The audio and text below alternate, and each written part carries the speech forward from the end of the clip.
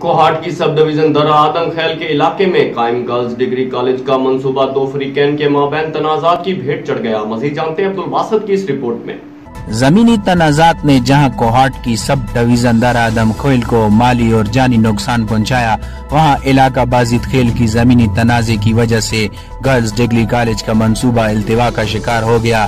ایک فریق کا کہنا ہے کہ ڈگری کالج کی زمین قومی زمین ہے، فرد واحد کو حکومت کی جانب سے 53 لاکھ کی ادائیگی کرنا انصاف کی منافی ہے۔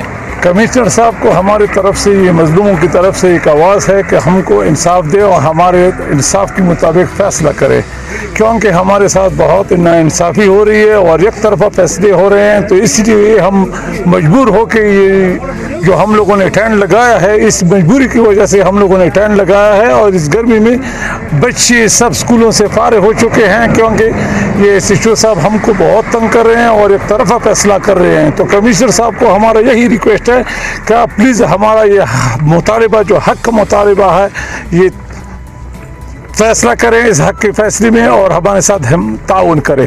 بازید خیل قوم کے فریق دوئم کا کہنا ہے کہ 1980 کی زمین حد بندی کے فیصلے کے مطابق کالج کی زمین ملکیتی ہے۔ آپ چور جیسے آئے اور ہمارے کرایہ داروں کو مارا پیٹا اور گھر کو جو ہے نا آگ لگایا،